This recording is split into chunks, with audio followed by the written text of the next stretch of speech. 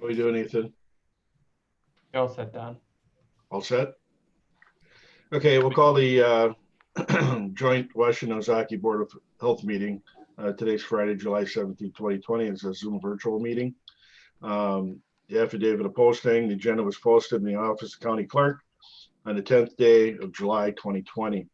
Notice was sent to Westman Daily News, WIBD, WMBZ Radio, WTKM Radio, Express News, My Community Now, Hartford Times Press, Kewaskum Statesman, and the Milwaukee Journal Sentinel. We have a quorum, and we'll begin by considering the minutes of May 15th, 2020. Do I have a motion to accept? I move. So moved, Doreen. Do we have a second? I'll second it. Second, Chris.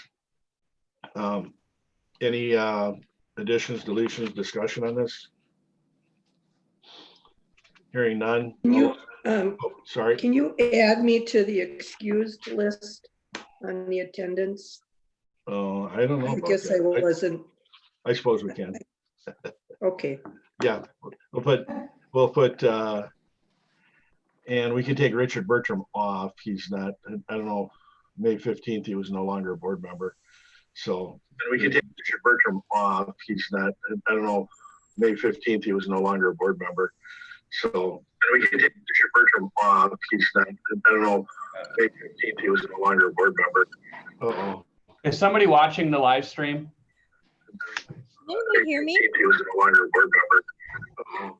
Is somebody watching the live stream? I have live stream on. Can you hear me? Turn it off. Please turn the live stream off. We can hear you, Kathy. Live stream. I have live stream on. Can you hear me? Turn it off. Please turn the live stream off. We can hear you, Kathy. Okay. Otherwise, we're echoes. This is weird. We can hear you, Kathy. Okay. Otherwise, we're echoes. This is weird. We can Okay, you're good to go, Don. I muted her. Okay. We do have Kate Neitzel. Is she a board member? Okay. We do have Kate. Kathy, you have to mute or turn the. I have to leave you muted, or you have to turn the live stream off. Is Kate a board member? Kirsten. No.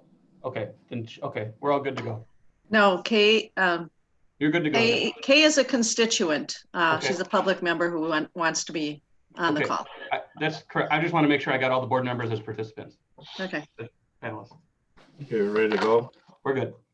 Okay. All those in favor of the amended minutes from May 15, 2020. All those in favor of aye. Aye. Aye. Okay. All right. Any opposed? Okay, we'll move on to the Event Horizon Tattoo licensing hearing. Got a short statement before we start.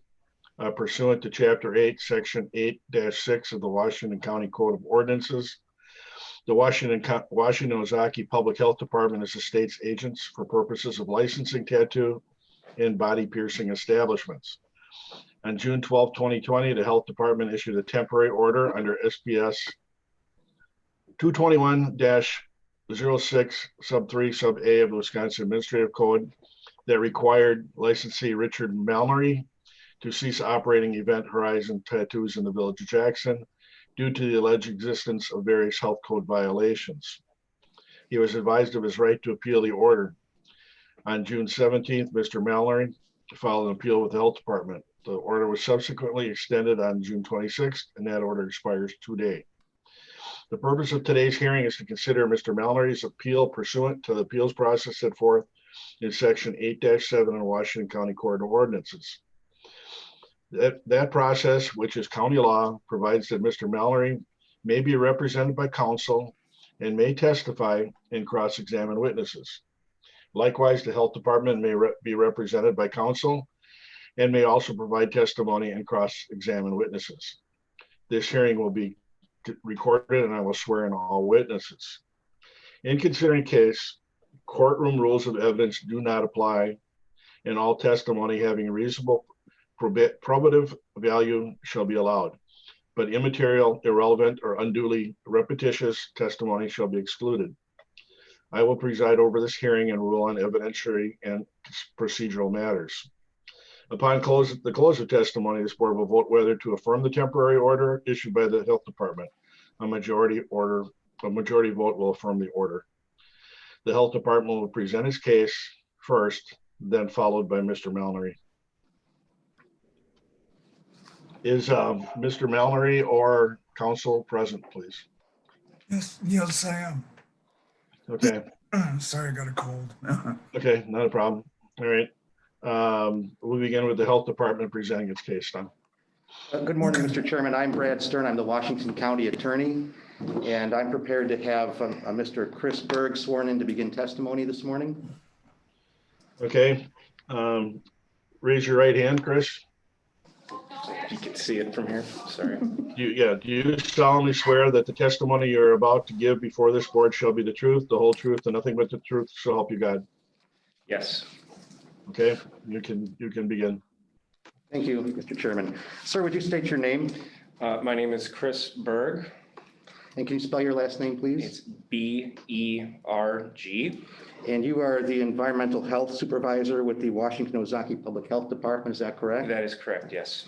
What are your duties and responsibilities in that capacity? Overall, I oversee inspections for both Washington and Ozaukee in the food and recreational safety program. That includes restaurants, hotels, motels, pools, and campgrounds, and also the tattoo and body art facilities. And I also oversee our DNR drinking water program for both counties and also Milwaukee County. And sir, do you have any specialized background, education, or training that qualifies you to serve in that capacity? Yes, I have a bachelor's degree in environmental health and safety from Illinois State University. I have a state of Wisconsin registered sanitarian certification to practice this profession, and I have 7 years of experience in the field. Are you generally familiar with Wisconsin Administrative Code Section SPS 221? I am, yes. And that's the code provision that addresses the licensing of tattoo and body piercing establishments? That is correct. You said you've had 7 years of experience? That's correct. How long have you been with Washington Ozaukee Public Health? 4 years. And before that, where were you? DuPage County, Illinois. And you did similar work there? The same capacity, correct. Okay. On June 12th of this year, you signed an order in your official capacity with the department concerning Event Horizon tattoos in the village of Jackson. Is that correct? Yes. What was the nature of that order? It was to suspend operations in order to protect public health. Who was the license holder? Mr. Richard Mallory. What sort of license did he hold? From us, he held a combined tattoo and body piercing establishment license. And when did he obtain that license? Approximately a year ago. And you said from us. From the Washington Ozaukee Public Health Department. Can you yes. explain how he was licensed or how that worked? So the licensing process for tattoo is multi-tiered. So they come through our department to receive the establishment license, but the tattooists and body piercers each individually have to obtain a license from DSPS to practice as well. But we verify that those licenses exist from DSPS in order to issue the license from our department to operate, in addition to several other code items that need to be met. For those who might not know, what is DSPS? Department of Safety and Professional Services at the state of Wisconsin. And what is their function? They license, are they basically professional licensing. They're kind of multifaceted. Now, the license that Mr. Mallory obtained from this agency, the Washington Ozaukee Public Health, what did that specifically allow him to do? That allowed him to perform body art and piercing within his establishment. And is that the order, or license rather, that was affected by your order? That is correct. Were you the individual then on behalf of Washington Ozaukee Public Health that went out and carried out an inspection of his establishment? Yes. And that resulted in the order, I should say? That is correct.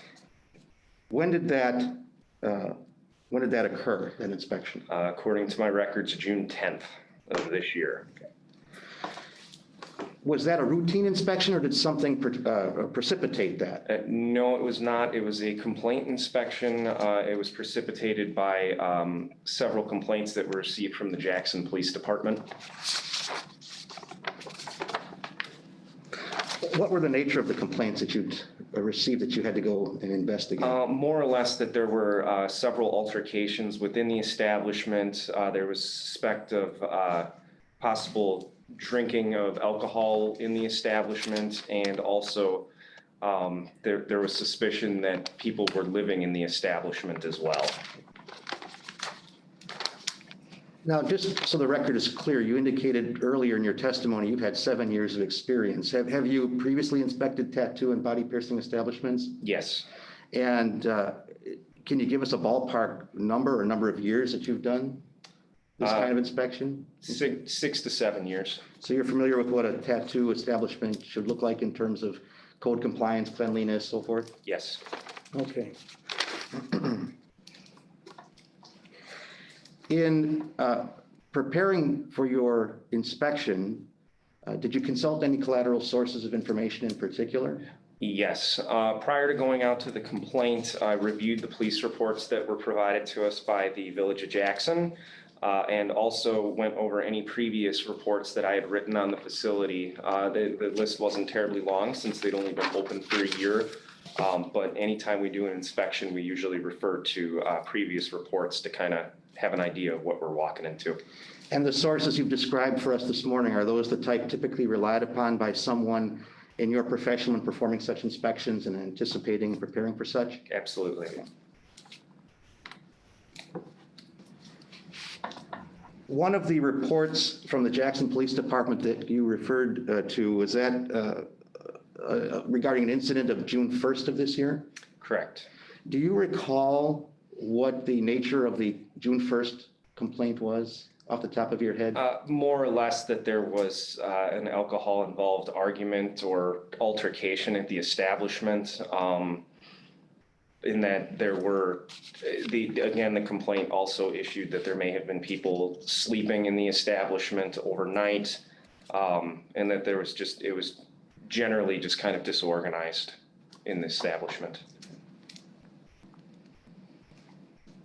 Did you also receive a letter from the Village of Jackson Police Department detailing any specific complaints? Yes.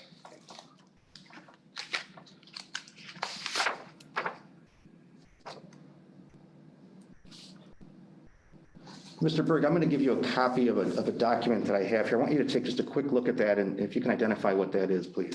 Sure. This is the letter that I received from the Chief of Police from Jackson, detailing kind of an abridged version of the reports that they had written already. Is that letter signed by the Village of Jackson Police Department? It is, yes. This is a copy of that letter, though, correct? It's not an original? Correct. Okay.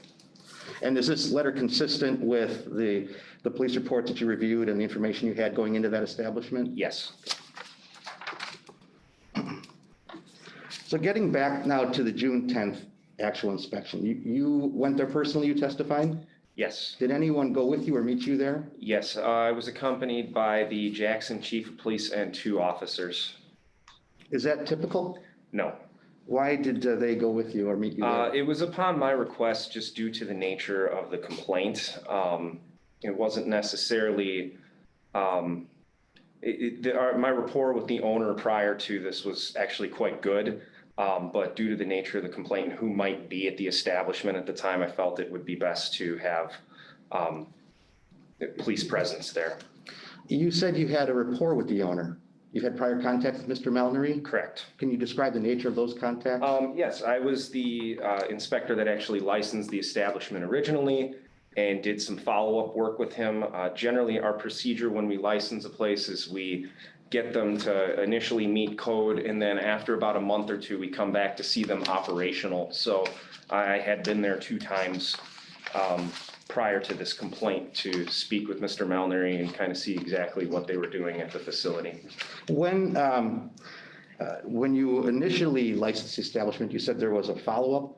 Correct. Is that normal? Yes, it can be. It's Majority of the time, yes. Were there any issues or concerns about his establishment back at that point in time? The only minor issue is that prior to, and again, this is consistent with just starting out, there wasn't a solid method of record keeping for the facility. And upon follow-up, there still were no records, which was of concern. And by records, I mean of who was being tattooed or pierced within the facility. Now, you're talking about, if I understand your testimony correctly, that period of time where he was initially licensed and your initial follow-up, correct? Correct. So even back at that time, you had concerns about a lack of records being present in the establishment? Correct. At that point, you said it is a minor concern. Did it become a more serious concern later? Yes. Okay. And we'll get into that shortly. You arrived at the, you say at the establishment along with some police assistance, correct? When you arrived there, what did you do? Basically, introduced who I was, informed them that I was there responding to a complaint, and just more or less took a look around the facility. I mean, frankly, it was a bit chaotic. It was not what I'm normally used to in an inspection. But yeah, it was basically introduce myself, state why I'm there, and then proceed from there. Did you encounter the owner or the licensee, Mr. Mallory? Yes. Where did you meet with him?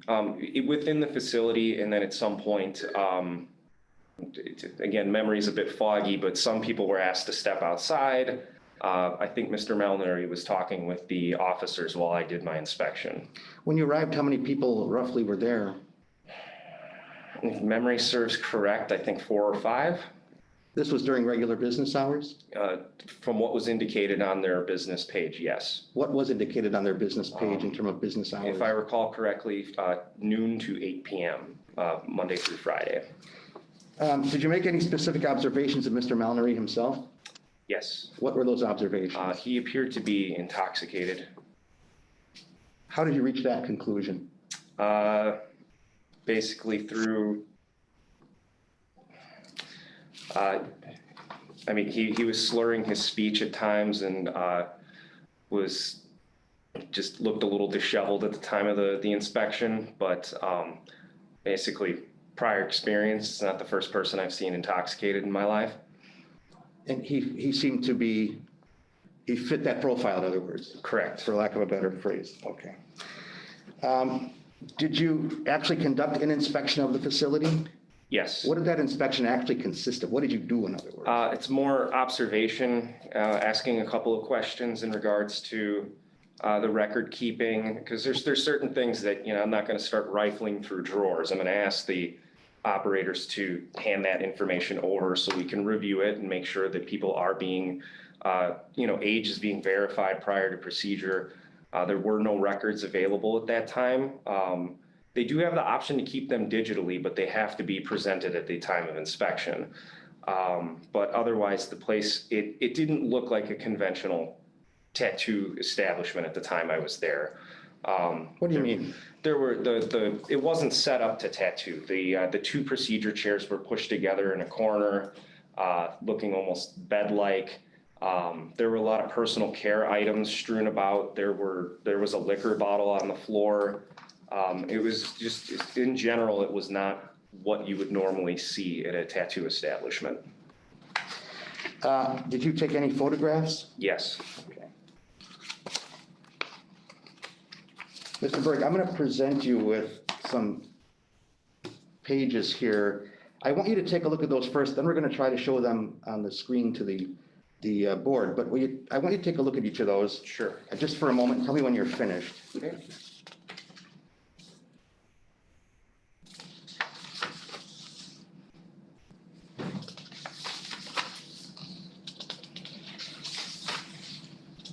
Okay. Are these photographs that you have, that you took personally? Yes. And are these photographs that were taken during the time of your inspection on June, it was 10th, correct? Yes, that's correct. And these are accurate reproductions of the pictures that you took, is that correct? Yes. Okay. Mr. Chairman, I'm gonna, if with your permission, I'd like to approach the camera and see if I can't allow the board to take a closer look at these so you can see what Sure. exactly we have here. It would be great if Mr. Burke could also give a description of each photograph. That's what we'll do. Okay. Yes, sir. Do you want me to come with you? Sure. May Okay. he approach with me? Sure. Should be able to see him, Chris, from here, Oh, okay. because the microphone will be better. Oh, okay. I'm Yeah. sorry. No, no. So take it outside.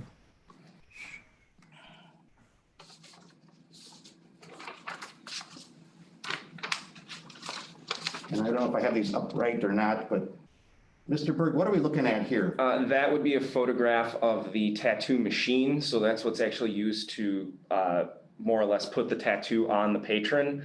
And in that photo, it does not look, to my professional judgment, it did not look like it had been cleaned in quite some time.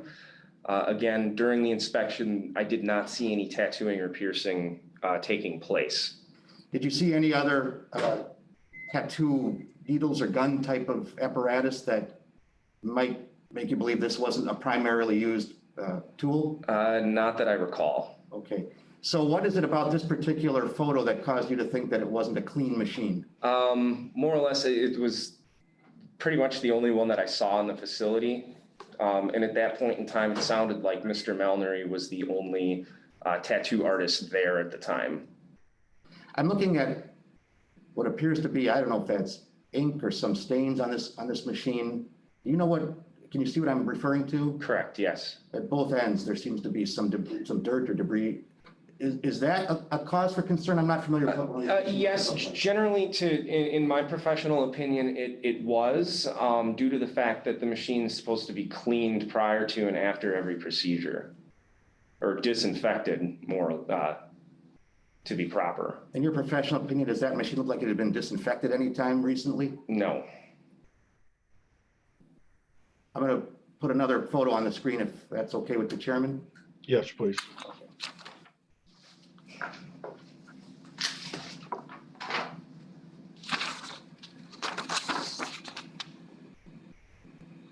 Step back a little.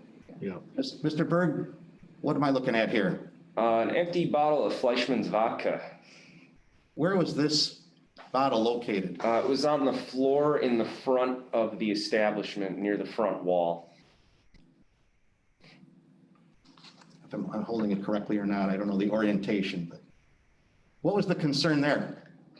This is a licensed establishment. Generally speaking, in a tattoo establishment, it was very unorthodox for me to come across that. But the concern is that if that was being consumed within the facility, there's several code provisions that state that either the tattooist or the patron shall not be intoxicated during procedure. It was your testimony, you believe that Mr. Mallory was intoxicated when you Yes, went into to meet him, correct? correct. During business hours, correct? Yes. Okay. What do I see here? Those are hair clippers. It's not necessarily next to the bottle. That's not necessarily like completely unorthodox because during procedure, if they're going to put a tattoo on someone that is, I guess, hairy, I don't know how else to put that, they have to remove that to put to get to clean skin to put a tattoo on. But at the time of inspection when I arrived, Mr. Mallory was receiving a haircut in the front of the establishment with that. With this particular machine? Yes, Near the vodka bottle? yes, This is on the floor? yes. Your testimony is that it is possible this could have been also used on customers though, right? Correct. Should that be on the floor if it's being used on customers? No.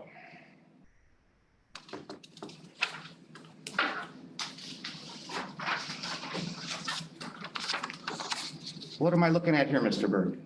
That is a spent cigarette butt, and that is located under the front counter of the establishment. Why is this of concern to you? More or less, you shouldn't be consuming tobacco inside any establishment in Wisconsin that I'm aware of, especially within a tattoo establishment. Is that a violation of code? Yes.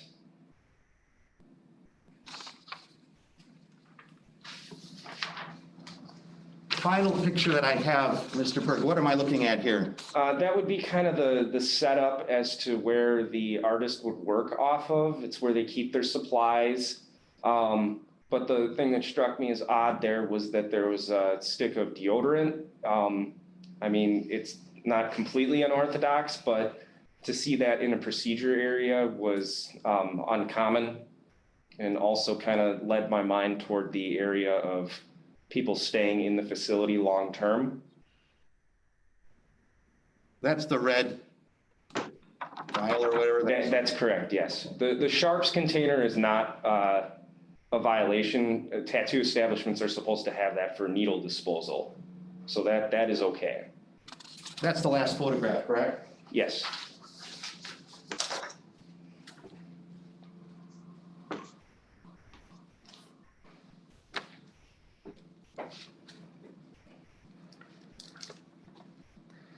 So after conducting this inspection, sir, what conclusions did you come to? It was more or less determined that after what I saw there, the temporary orders would have to be put in place to protect public health. So after making that determination, I went back to our department to consult with our health officer to solidify that decision. And what ultimately was decided? It was decided to put the facility under temporary orders to cease and desist operations. The order that was signed, and I believe it was in the board's packet, but I may have another copy I could approach the camera with if you need to see it, cites essentially 5 violations. Is that correct? Yes. Okay. Do you have a copy of your order in front of you, sir? I do not. No, I have the inspection report. Okay. You have a copy of the order? Okay. Would the board like to see this on screen? You don't need to? Okay. That's the order, sir. Am I correct? Yes. Okay. Now, for clarification, that order was extended. Am I right about that? Yes. On June, was it 26th? That it was extended? That's not Yeah. the extension, but, Yes. okay. Why was it extended? More or less, to my knowledge, was to accommodate this hearing. Did you believe the violations were ongoing, though, even through this period of time? I believe that he ceased operations. I was in contact with the Jackson Police Department to have them inform me if they noticed any activity. The establishment is located within, basically, it's the best way to put this. It's in visual view of the Jackson Police Department. They can see it from their police department. Okay. And maybe I should clarify that question. There were concerns you had about records not being available, correct? Correct. Between the first order that was signed and the second order extending, were you presented with copies of any records that you needed to see that, in fact, they were in compliance with the law? I was not, no. And again, for the record, what sort of records do you need to see typically in an establishment of this nature? Basically, like procedure consent forms. So the patrons that are to be tattooed or pierced get a form that basically they sign, and it says that they've given consent to undergo that procedure. Also, there's other, there needs to be proof of age. No one can be tattooed under the age of 18, and we need to see something that verifies. There's no like official form. They can come up with their own essentially, but it basically verifies the age of the person being tattooed or pierced. These records, you said, could be kept digitally, correct? That is correct, Were yes. you presented with any evidence that they have been kept digitally? No. I want to go through your order, the 5 violations that you cite, okay? What is the first one? Visible intoxication of the tattoo artist within the establishment during stated business hours. And Mr. Berg, would that be a violation of Wisconsin Administrative Code SPS 221.12 sub 2? Yes. Is it true that provision provides no tattooist or body piercer may work while under the influence of alcohol? That is correct. Or mind-altering drugs, if I'm not mistaken. But your concern essentially in this case was alcohol use. Correct, yes. What's the second? Evidence of alcohol consumption and tobacco consumption within the licensed establishment. And that would be a violation of SPS 221.11 sub 11, is that correct? Yes. What was again the concern there? That basically that the alcohol and tobacco were being consumed within the establishment, whether or not during business hours, it didn't matter. Why does that not matter? The establishment is licensed all the time. Our license holds up 24/7. The license doesn't turn off when the business turns off. What about the third violation? No proof that patrons are being provided procedure consent forms. Is that also a violation of SPS 221? Yes. In particular, SPS 221 subsection 10(1)(a)? Yes. What's the next violation? No proof patron age is confirmed to be above 18 prior to procedure. And these are the types of records you say you need to see, correct? Correct. So they were cited for not having that. Yes. And is that also a violation of SPS 221? Yes. 221.10 sub 1 sub B addresses minors, correct? Yes. And that violates that. Yes. What's the final violation you cite? There were no procedure records of any kind available for review. That is also a violation of SPS 221, Yes. specifically 221.14 and 221.06, correct? Yes.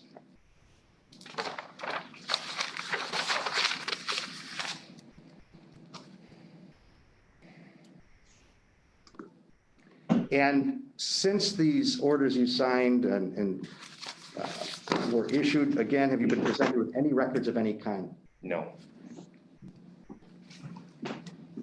You indicated also Mr. Mallory is licensed or supposed to be licensed through DSPS through the state of Wisconsin, is that correct? That is correct, yes. Do you have any idea whether that license through the state of Wisconsin is current? I have not been presented with any proof that it is. Do you have reason to believe it might not be? Yes. Explain, please. The individual licenses are able to be looked up in a database online through DSPS. And prior to the hearing, after searching for it, it did not appear that Mr. Mallory recertified his individual artist license through DSPS. When is the last time you checked into that? That would have been Tuesday or Wednesday this week. Do you know what the status is of his, I guess, for lack of a better term, business license to operate in the village beyond the tattoo license, or isn't there such a thing? From what I understand in communication with Jackson is that the business license has also expired.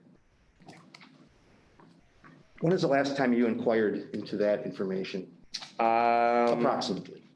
Probably 2 or 3 weeks ago. That would have been effective June 30th.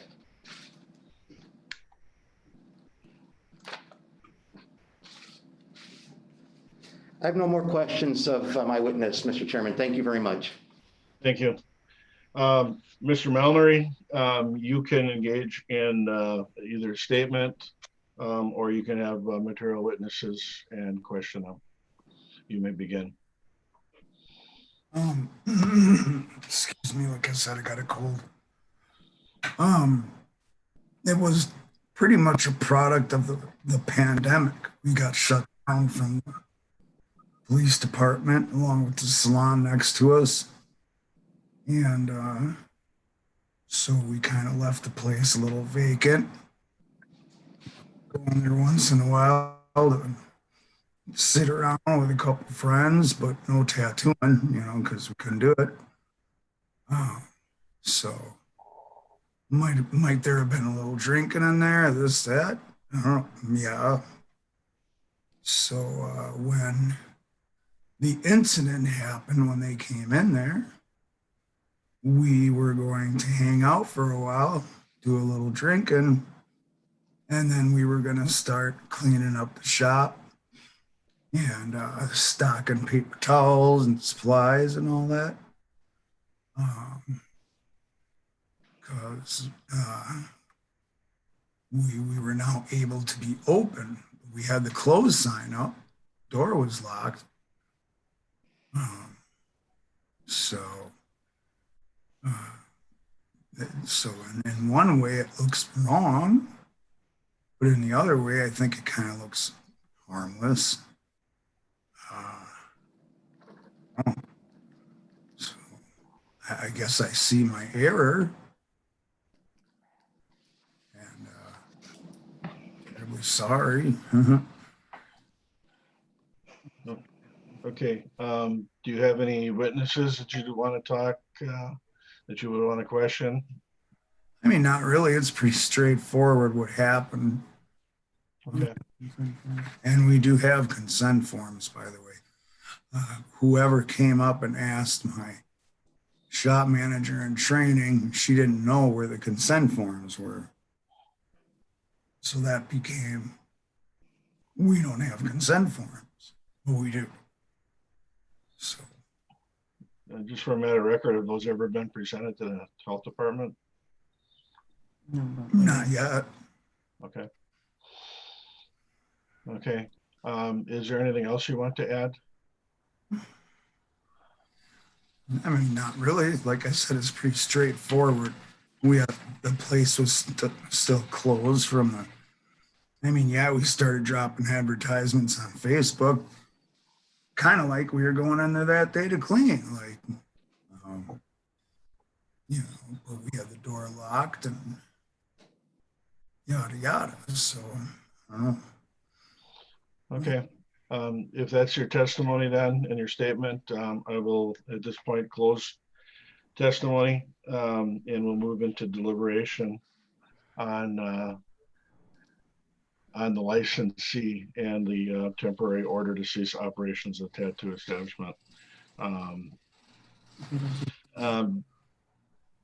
Attorney Stern, would you like to explain to the board exactly what we are doing when we are doing our deliberation and making our decision? Mr. Chairman, I'm asking this body to make a motion to affirm the temporary order that was signed by Mr. Berg and Ms. Johnson of the Health Department. And that's my request. Okay. Is there any questions or discussion of the board?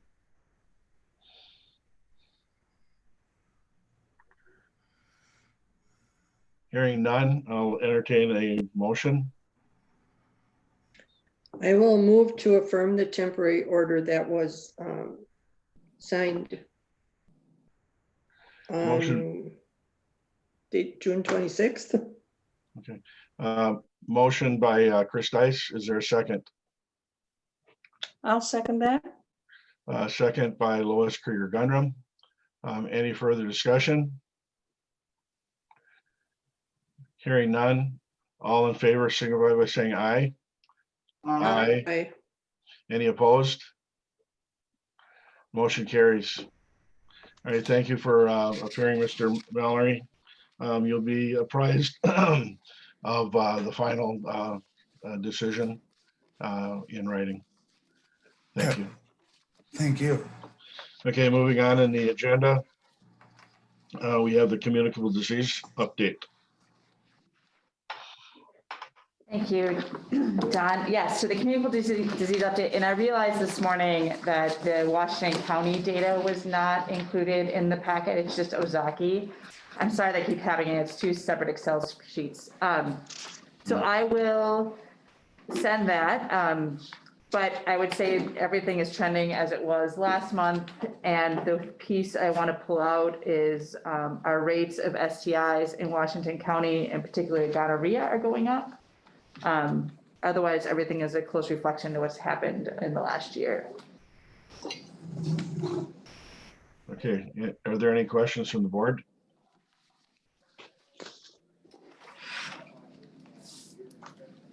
Kathy, you're muted. Can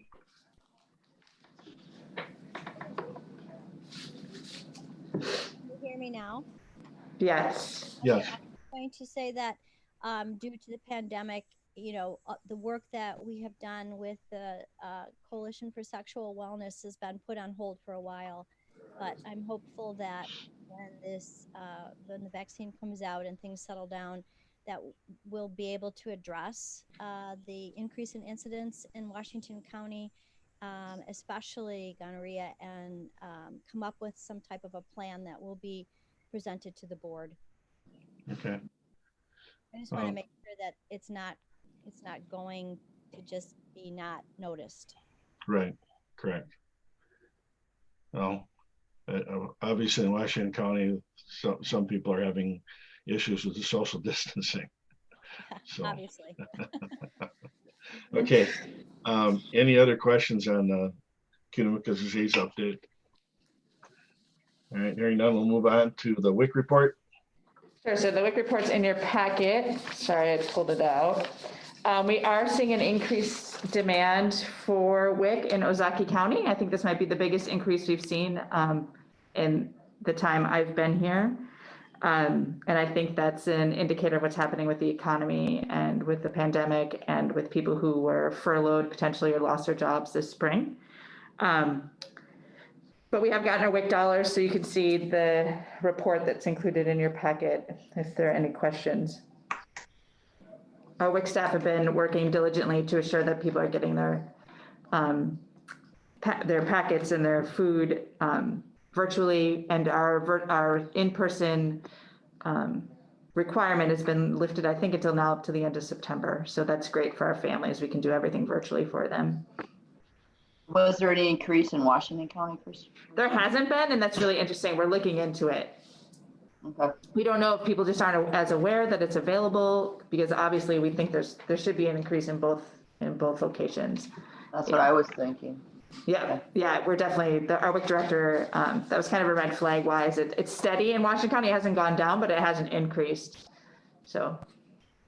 Kirsten, do you feel that you have an adequate staff to take on the increase in the amount of people or the WIC program? We do. They've been tremendous. And we haven't been using the WIC staff for our pandemic response because they've been really busy just doing WIC. Again, because we've seen that increase. So yes, but I do think we have the capacity. And it's actually, this experience has allowed us to experiment with different modalities in terms of how do we deliver education. And we've been able to find some efficiencies that hopefully will continue after this is over. Okay. Any other questions or discussion? Okay, move to the COVID-19 situational update.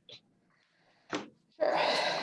So, as of yesterday at 4 o'clock, we have 908 total cases. We had 27 cases yesterday. So I can tell you since the end of June, I think it was June 23rd, we had 6 cases or 8 cases, something under 10. And the last 2 weeks, it has just shot up. So we're seeing on average a minimum of 20 cases a day. Yesterday we had 27. At 8:30 this morning, we had 11. So I would imagine today is going to be another really high number day. Total, our hospitalization rate is right around 9%. I think it's 9.7%. So almost close to 10%. We've had 39 people hospitalized in Ozaukee and 48 in Washington. So that's for the duration. That's not right now, but since the beginning. And we've had 36 deaths between the 2 counties, and I want to say 27 outbreaks, but I think that number is a few days old. So.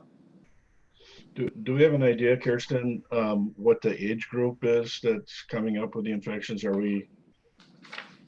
Like everyone else, we are seeing a significant increase in the 18 to 30, well, 39 is our bracket, but I could tell you that early on, the vast majority of our cases were in people between the ages like 50 to 60.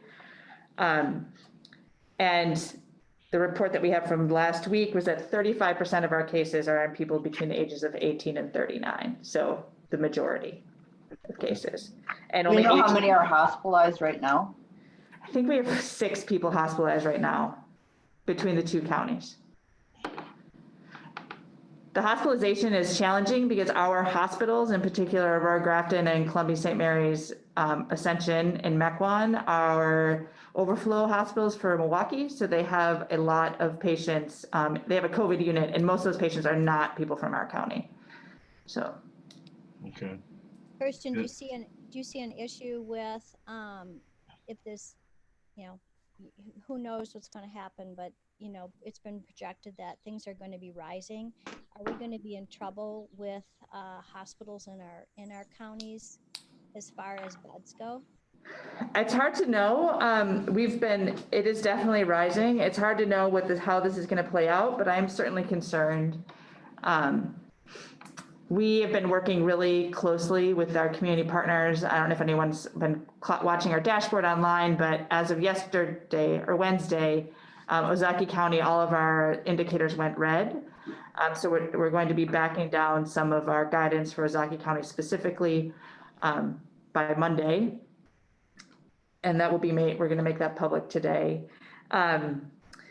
So I do have concerns. I have concerns that people aren't taking this seriously, and we're seeing that and when we're out in public, how people are, in groups at restaurants and bars and just not being as cautious as they potentially should be. We're working really closely with the schools to make sure our kids can go back to school as safely as possible. So that we're going to be venturing into new territory in terms of infections in children. Prior to June, we had, I think, 5 cases in kids, and we're now right around 10% of our cases are kids. So again, I think that's indicative of they're now mixing, they're playing sports, they're having sleepovers, they're hanging out with their friends. So we're seeing an increased number of people under the age of 18. Kirsten, are we doing anything as a health department to, I know it's a little bit difficult in the state of Wisconsin, but can we work with our municipalities and mayors, and is there any movement or talk about making masks mandatory, especially in our indoor spaces and restaurants and whatnot? As you've all experienced, it differs from place to place. Right. It really differs from place to place. There will not be an order coming from the health officer to mandate masks, but I know that various municipalities are looking at an ordinance. And how can we as a health board facilitate that happening? I think my ask of you would be to reach out to your local leaders and ask them where they are in terms of the masking ordinances and specifically by municipality. So in your case, it'd be Wane. Yeah, I think that would be the ask. I think that's where it has to come from. I also think there's been a movement in the last 48 hours of businesses requiring masks, so large corporations, and I do think that is going to turn the tide of public opinion and public behavior. I mean, Walmart, I think starting Monday, is going to be requiring masks. And a large number of our retailers already are. So Kohl's, Pick and Save, Menards, Costco. I think as that happens, as businesses adopt those policies, that we'll see better adherence to mask wearing. Okay. Yeah. Thank you. Welcome. One more question, Kirsten. How can we message the hospitalizations and make it known that those that do contract and are hospitalized, it's serious, even though a majority of people are asymptomatic. But if you do become symptomatic, it is very problematic for those people. And I think when you look at the numbers, we were always flattening the curve, and it doesn't look as if even the increases are really taxing our hospitals. But if you're looking at 10% of the people that are hospitalized out of new infections, those infections start rising above 30 a day, then 50 a day. People need to understand, I think, the seriousness, but I don't know how we message that. That's what We're grappling with that internally about how to message this, because again, I think there's just this public opinion that it's not real or that it's not serious. And I mean, that's happening across the country. We keep pointing people to what happened in New York, what's happening in Florida, what's happening in Arizona. It's real. Their hospitals are full and they're hitting crisis mode. I think our safer at home worked. it was very effective of immediately slowing down and stopping. I mean, we didn't stop the spread, but we slowed it down significantly through the end of May. I think that gave us in public health the time to identify what our plans were, to assure that we have a testing strategy, to fine tune our process of contacting positives and doing contact tracing, build our capacity internally so that we can respond when it starts to surge up, which we are now seeing. So it was effective in getting us ready. I think they did the same for the hospitals. It allowed them to purchase PPE and be more prepared.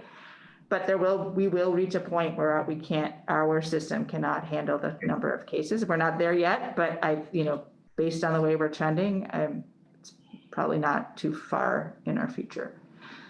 And one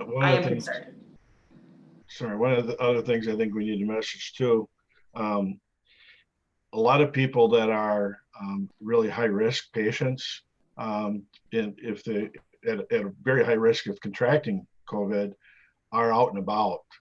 And I'm encouraging the people that I talk to, if you are high risk, you should remain at home. And the first thing they say, well, we have to go shopping. I say, no, you don't. You can do curbside pickup if you want to go out and drive. You can have it delivered to your home. You need to minimize your exposure so that you don't get sick and become a statistic. So it's a hard sell to some of the people, and I'm worried that they're going out masking up is not going to keep them from getting infected. So I think that's part of our message too, that we have a lot of infrastructure in order to provide for people that are high risk, and we should take advantage of that. And those are the people that need to wait for a vaccine or really good treatment to finally be approved before they venture out. So, those are the two things that I think of when we're doing our messaging. I agree. And like I said, we are working internally on how to message so that it's meaningful. We may have also reached a point where it's just saturation and people aren't listening anymore. Mm-hmm. So we're trying to get through that and how to make it meaningful. So the CDC just published some great sort of social media campaigns and photos, pictures for teenagers that I think are great. So we're going to be pushing those out. I think they hopefully will resonate with the young adults and high school students as they go back to school. So yeah, we're looking at every sort of social marketing campaign we can think of to make this meaningful to people. But part of me feels like it's just going to have to become real. They're going to have to know someone. It's going to have to hit them personally before they take this seriously, which is unfortunate. Yeah, I think it would be very difficult. Oh, am I muted? No. Nope. I think it would be very difficult to just say that if you're high risk, these are the things that you have to do, because I think number one, most people don't really understand. I mean, you could say over 60, which makes myself a high risk person. It's just really hard to segregate that. And right. I think the message has to be to everybody. And one of my questions that I have for you, Kirsten, is what's going on with testing in our community? Because I've been hearing many different stories from people about them wanting to get tested, and they call their primary care doc, and then the doc says, no, we don't do testing here. You have to go to Milwaukee to get tested. What's going on with testing in Ozaukee? Sure. So I actually think our testing capacity in Washington Ozaukee County is very good. The challenge, and I think what we're hearing, is people who are completely asymptomatic and are not a close contact still want to get tested. Yeah. And that's not meaningful. Right. What's that, right. Chris? My question was why? Why do they feel right. that they should be tested?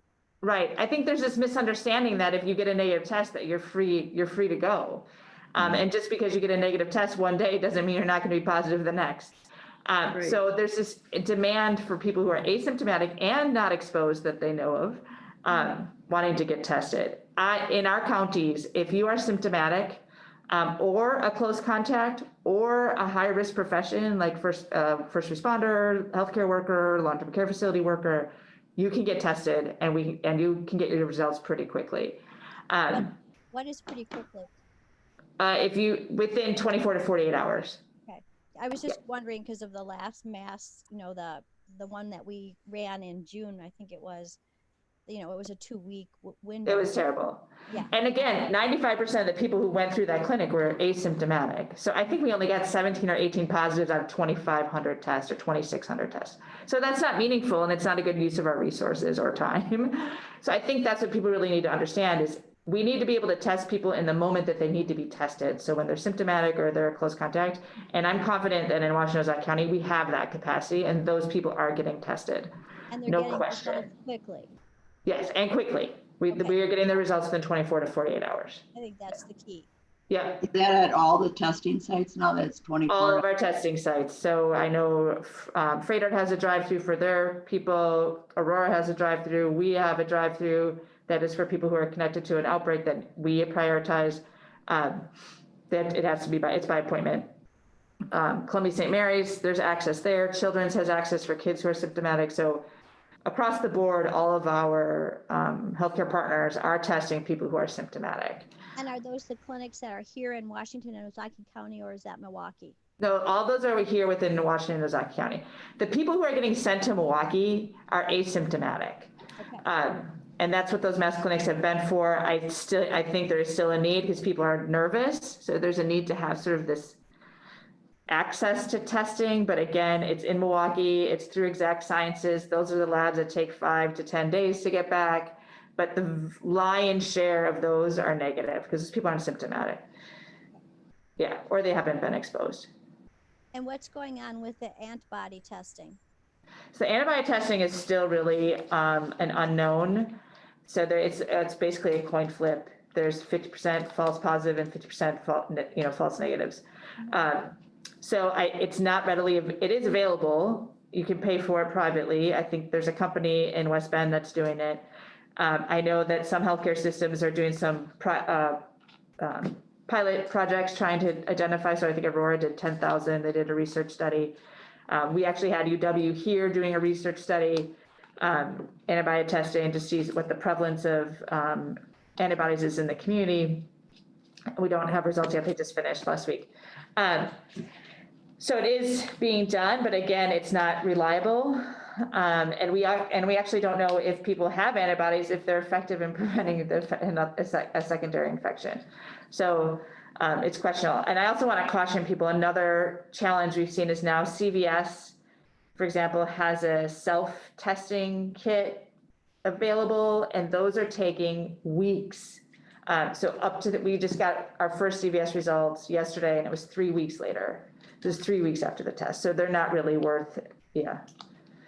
Are they free or do you have to pay for them? You have to pay for them, I think. Yeah. I think the cost was $110 for a test. That's not reliable. Well, yeah, and I think that's a problem that people don't understand that. Let's say you have active COVID infection and you're on, let's say, day 10 or 12 of your infection.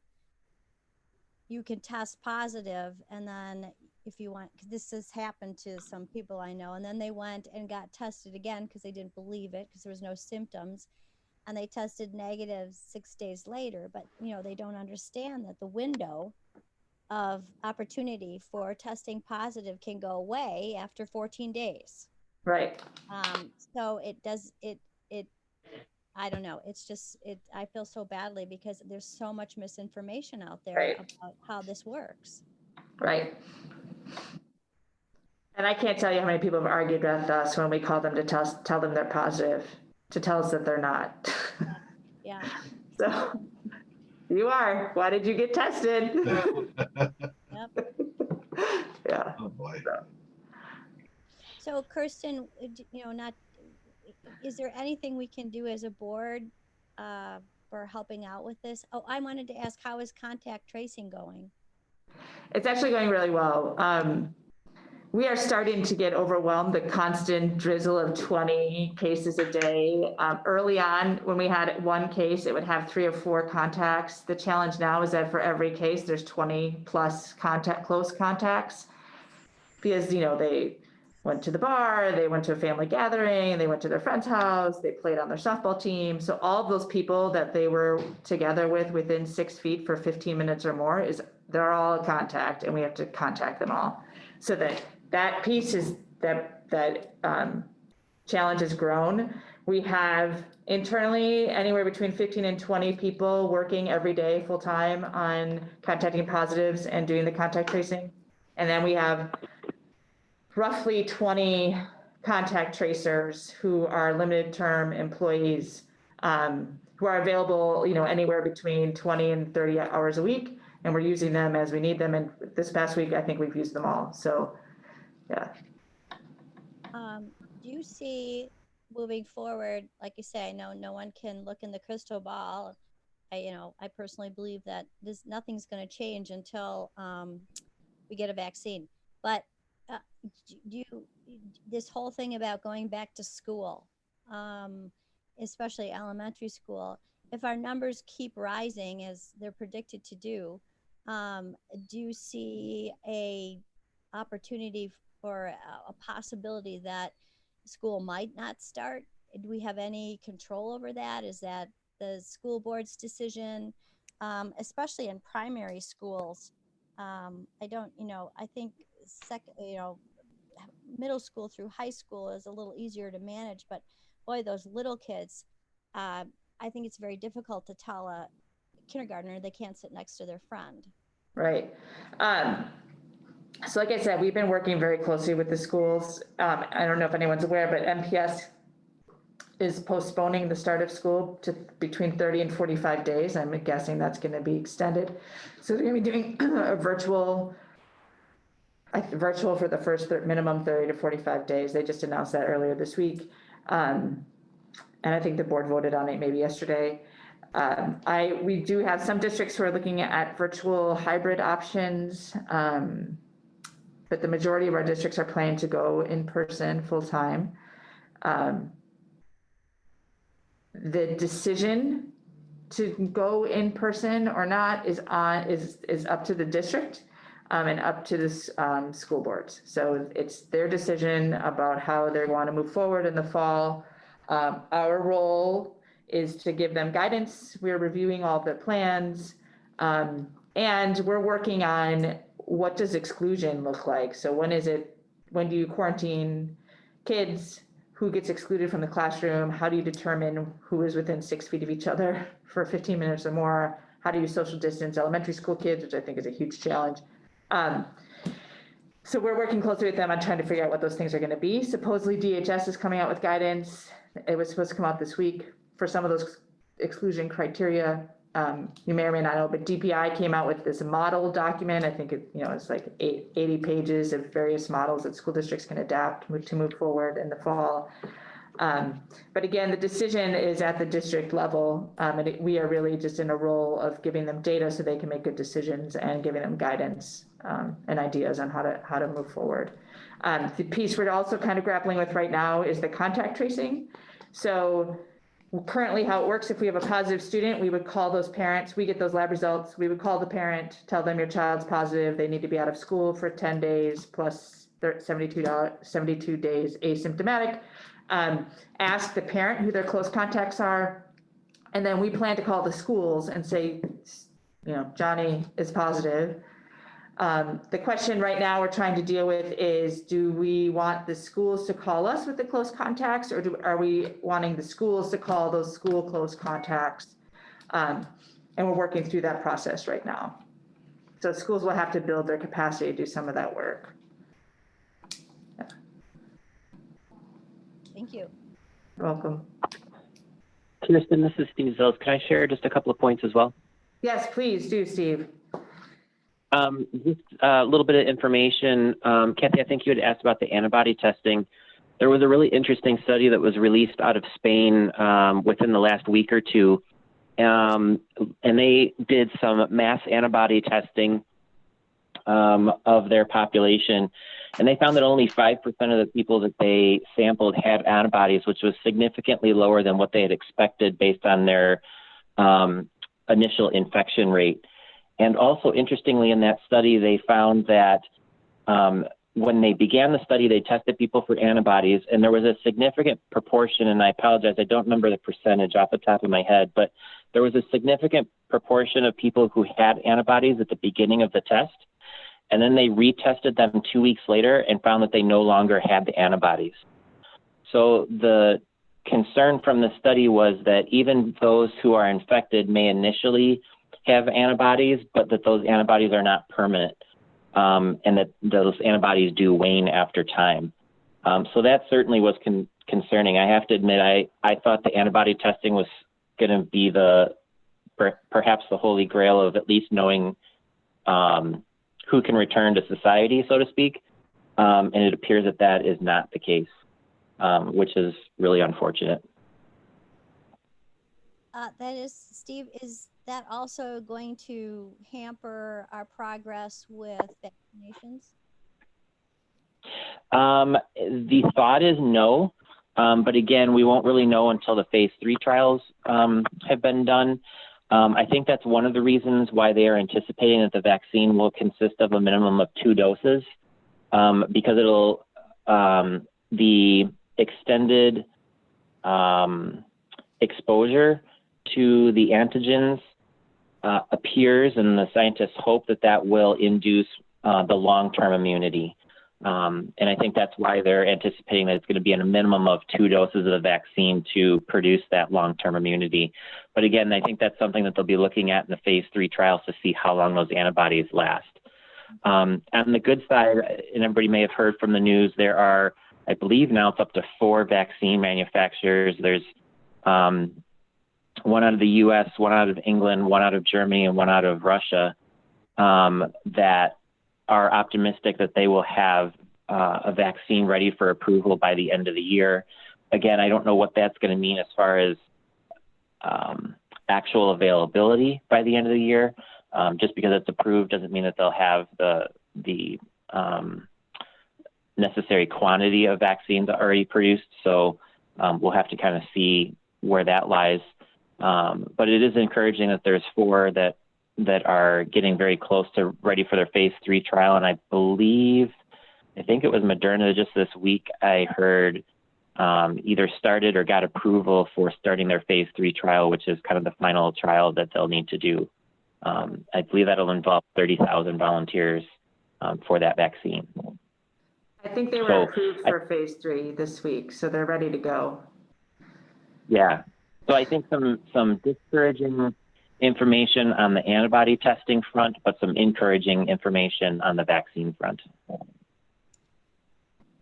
Do you think that the health department, Kirsten, will be involved in any type of, public vaccination project once the vaccine does come out? And that's what we're working on now.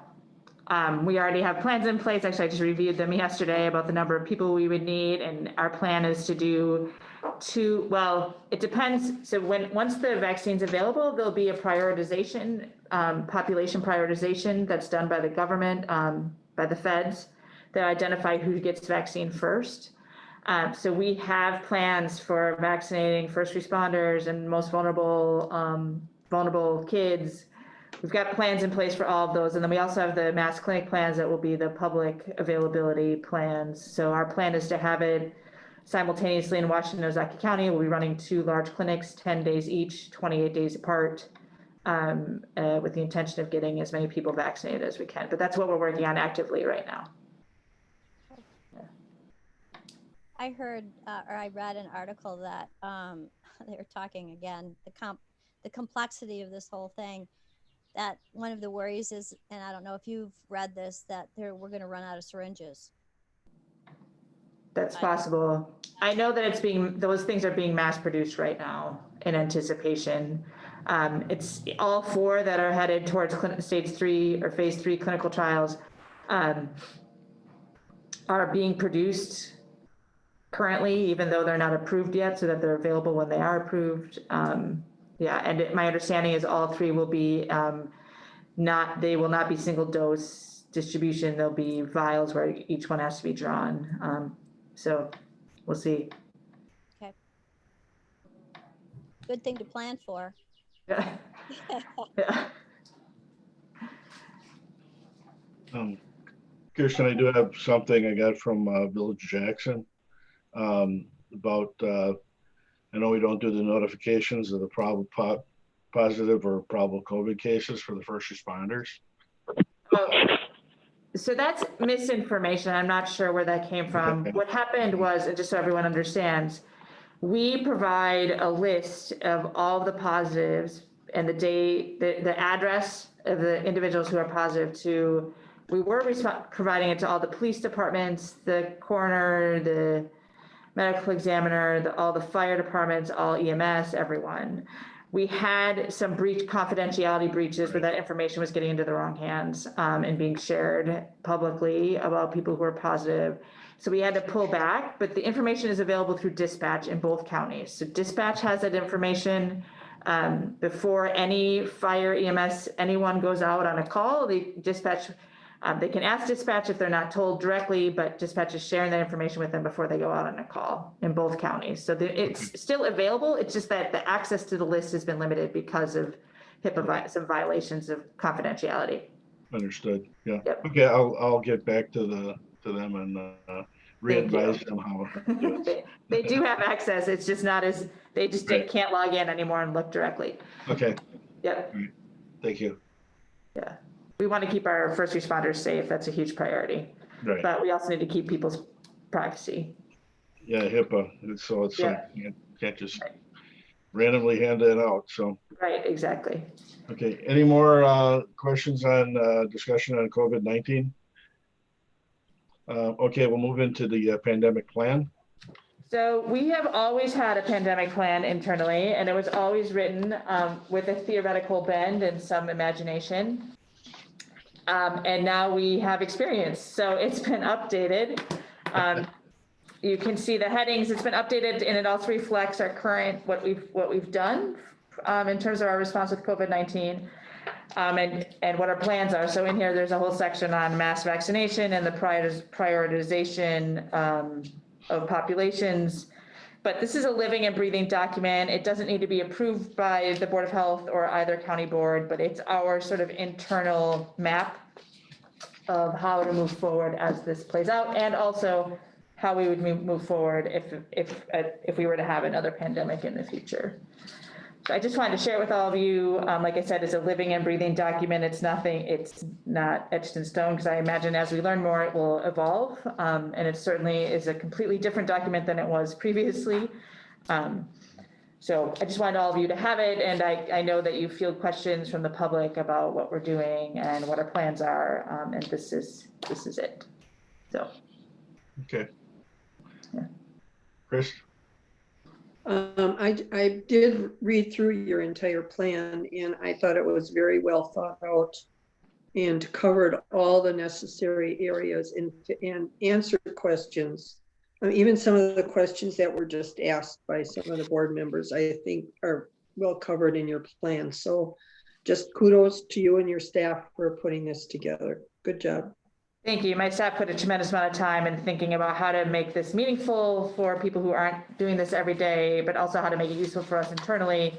Let's say this happens again in 20 years. What do people have to think about? Because we'll probably have forgotten what we went through originally. So yes, I'm proud of it. I'm really proud of the staff who put it together. John Hannon, my emergency response coordinator and manager, and Hannah and Tyler, is a whole group of people who really put a tremendous amount of effort into writing this and making it meaningful. So thank you. Yeah. Doreen? You're muted. Don, this is Kathy Geraci. My video is not working, sorry. Okay. But I also wanted to comment on the pandemic plan. I had asked Kirsten in this very busy time to update this, because I thought it was important that we look at, the plan. It was pretty dormant for a long time, but now it makes sense to bring it to life. And I think she did an excellent job of putting it together and showing what we have been able to accomplish now. And I think we need to have this plan going forward to help us in what's to come next. So thank you, Kirsten. Thank you, Kathy. The only thing I wanted to ask out of this is, great job on that plan. What are we doing with the long-term health care facilities yet, or the assisted living? Are we doing anything with that? So we are still meeting with them every other week. All those orders have been lifted. I think our orders were really useful in sort of sounding the alarm bells and getting everyone to lock down and keeping our long-term care facilities safe. We've had fewer deaths and fewer outbreaks in those facilities than many other counties, and I think it's because we were so proactive early on. But now, because we went through that process, most of our long-term care facilities have adopted those orders as their own internal policies. And CMS, the Center for Medicare, Medicaid Services, who licenses all of our nursing homes, also has guidance, or not guidance, their rules are that, no visitor policies. They've embedded many of the pieces of our orders into their rules in terms of operating license. And in addition, the State Department of, I think it's Quality Assurance, who licenses our long-term care facilities, CBRF, et cetera, has also embedded many of those rules into their license criteria. So again, we're working really closely with them. We recognize we're trying to let them identify creative ways that they can get their residents to interact with their families while doing it safely, knowing that the spread is increasing. But we also know that people need to interact, that mental health is at risk. Certainly, we're seeing that across the board in all populations, but particularly those in congregate settings. So I think all of our nursing homes and long-term care facilities have done a phenomenal job of trying to operationalize, move forward, and keep the residents safe and healthy mentally. But yeah, so our orders specifically have been lifted, but a lot of those are now internal policies and rules. Well, is that going to hurt with the numbers going up? We're lifting their access, and now the numbers are going up. Is that? Well, I think most of them adopted the orders as policy, so they're still not letting people in. Yeah, the vast majority are not, and I think under CMS guidelines they cannot. CMS rules they cannot. So those nursing homes that are licensed by CMS cannot. So yeah. Our orders were really early, which is why I think they were effective. But now, like I said, there's other safeguards in place, which is why we were able to lift them. And I think it's just a much better understanding of the risks that people who are in congregate settings and long-term care have. Yeah. Okay. Any other discussion? All right, I just wanted to add one thing. The health department has been doing an awesome job. And they've been getting a lot of undue criticism for the job that they're doing. Their job is to keep people safe and to make recommendations. I mean, that's what they do. It's up to each individual whether or not they're going to accept those recommendations. If county fairs are closed, it is not due to any orders or pushing by our health department director. Here you have this is a scenario. They're like risk assessors. This is a scenario. You have the tools you can open, you have the tools you can close. Our health department has been on the forefront.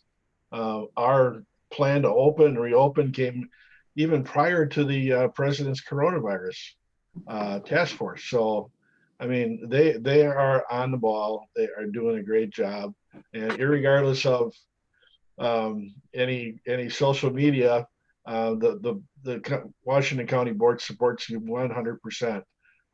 We had that resolution for support for you, and it was a unanimous. Everybody understands the pressure and stress you're under, and it's a thankless job, obviously now. But thank you for you and your team. I really do appreciate it. My team is phenomenal. They have been champions through this whole thing. They're the unsung heroes. They get up every day and come in here and make phone calls to people who don't want to hear from us, and they are They have a lot of perseverance. I give them so much credit.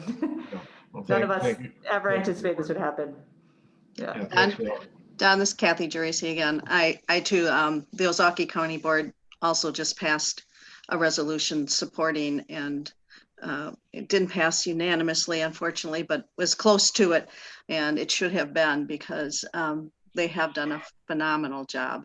I don't know how they're doing it every day, because it's been very difficult. And I know just as a county supervisor, I've been getting a lot of calls as well, both for public health and against. And I think part of our job on this committee as well is to educate people on what the role of the public health nurses are. They're doing their job. This is what it's always been. But I think there's more people that are having interaction with public health that never did before and didn't really understand what their role is. So I think that's on us to continue to educate people. I think you're absolutely right. There is a lack of understanding out in the community of the role.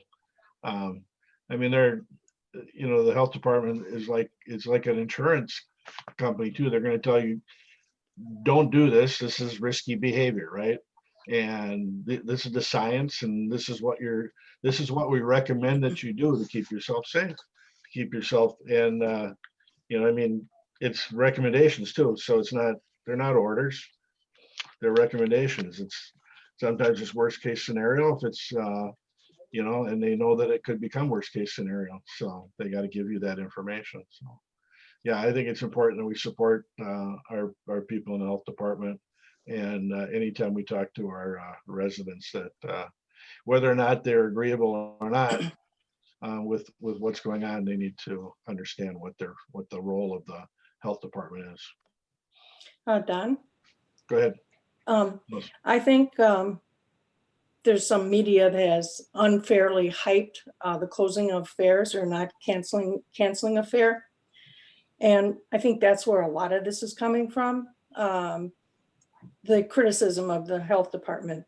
A lot of the fairs closed, not necessarily part of the COVID, of course, is the main reason, but there's financial considerations. And I think some of the fairs canceled because of the financial costs that could be incurred. And so I think I think it's unfair that the media has hyped up fairs, county fairs, as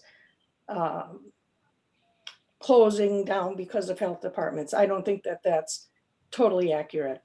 And I think I'm proud that the pandemic plan and the plan to reopen, I think it's very reasonable. And like you said, they're recommendations, and they're good recommendations, and everybody should, for their own safety, review it, consider social distancing, masking, and everybody has to determine what is best for them.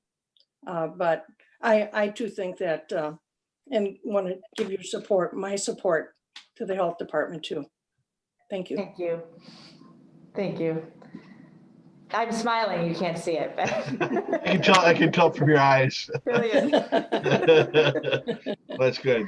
So we're there to support you in any way we can.